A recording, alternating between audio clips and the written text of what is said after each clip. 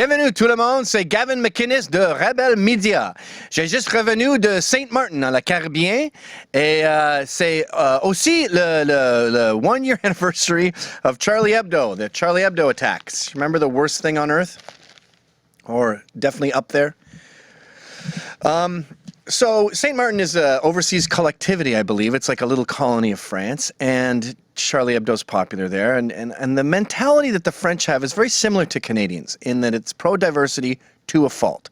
So we all know about Charlie Hebdo. We all think of it as a free speech platform, but few people speak French and few people have actually checked it out.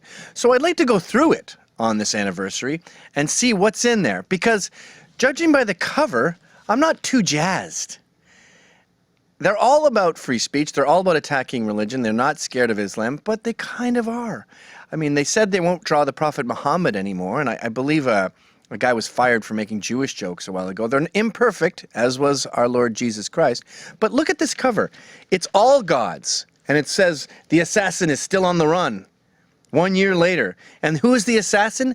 Not Muslim terrorists, which it was, but God, Masons, everyone, just God. Religion is what shot us at in the multiple attacks of the past few years in Paris. It's just religion in general. Masons, Amish. They're Amish are hitting us over the head with their giant wood swords. And I'd feel bad speaking ill of the dead because these people are very brave. So I want to sort of temper my criticism with reverence here. But let's just go through it, shall we? All right, so we got the cover, right? And then we go over to page 2 here. We have a Last Supper table, and it's got all the greats there. It's got everyone who died is sitting there, and what's his name? Stéphane Charbonnier is in the middle as Jesus, and they're saying, you know, 1 year after. Okay, interesting stuff. Good, happy to see it. We got a map of the offices and everything that happened there. Good, good, good. Here we have a guy. In this one, we're talking about how many cliches happened after Charlie Hebdo, and everyone was using a pen as a gun, and then he uses a cliche at the end and says, my planks are ready here with a coffin. Planks is the drawing board that you use as a cartoonist, and it's also what makes a coffin, so he uses that tired pun.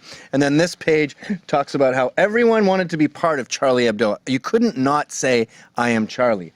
So there was the Ancient Pygmies Award that they were awarded, the Admirers of Sacred Cows, the Sausage Eaters Award. Everyone had to get on the bandwagon.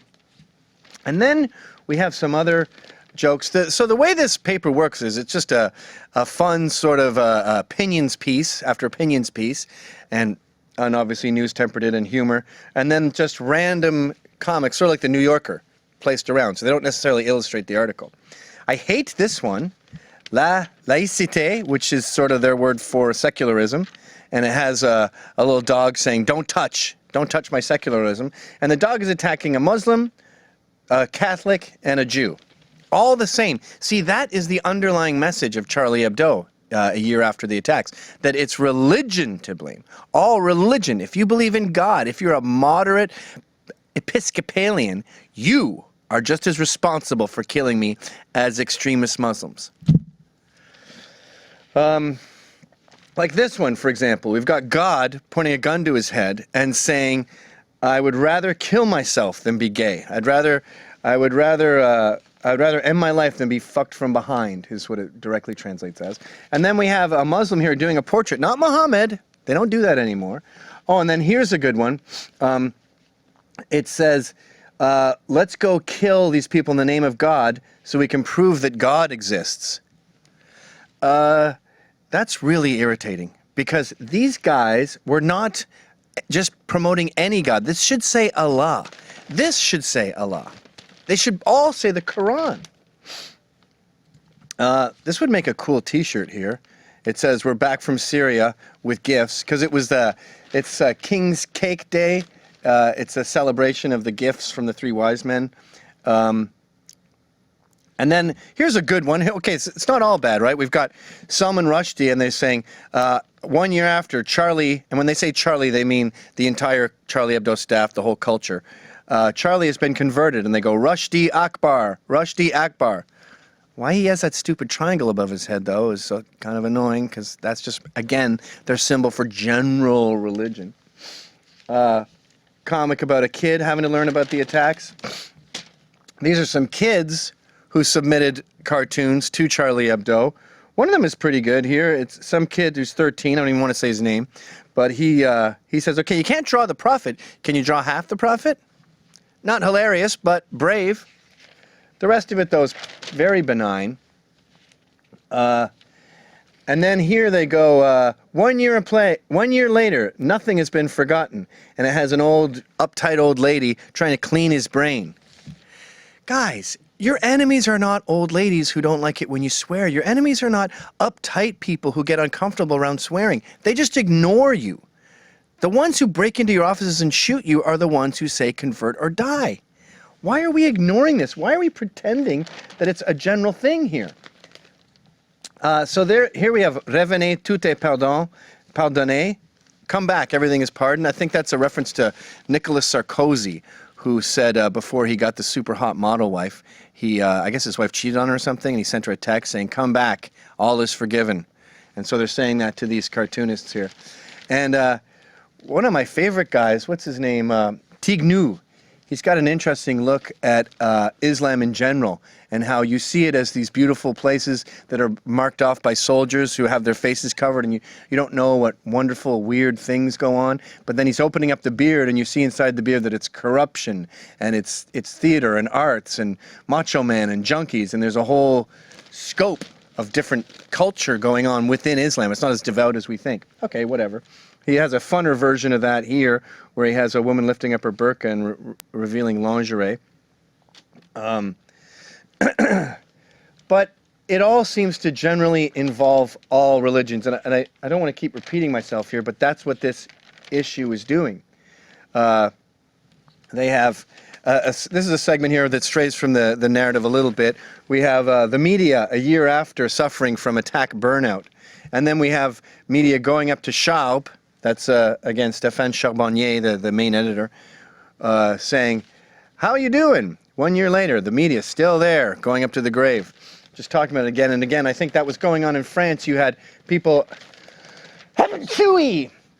You had people... Well, that is kind of spooky that I sneezed right when I was blaspheming, right? You draw your own conclusions. And of course, everyone will be equally outraged at that joke. I'm sure the Catholics want to attack me for that just as much as the Jews, just as much as ISIS. It's all the same. They're all atheists. They all hate atheism, right? Is that what it is? Yeah, Christians go bananas about atheism. Ooh, you don't believe in my religion. Our motto is converter. But I'll end it with this. This really sums up the issue 1 year later. And it is just a general attack on all religions, including Hindus. Hindus, that's the guys who are on the magic carpets with cobras playing weird little flutes, and there's blue elephants, and there's blue kids. They are murdering people. They are horrible savages. And of course, they do the Catholic Church with the pedophilia joke. They call Buddha fat, which there's very, very few places you can get in trouble for saying that.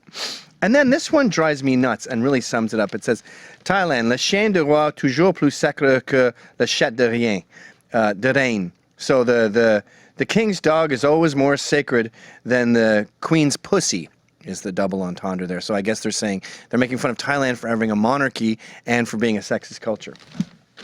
Thailand? Really? Did Thailand attack you? Look, guys, I know it's fun to mock religion, and you have the freedom to do that. But you don't have the freedom to attack one religion, and that is Islam. They are the problem here. You were attacked multiple times recently by people who were following the Quran, note for note. They weren't misinterpreting the Quran, as we've made very clear on this show before. God is not the enemy. One God is.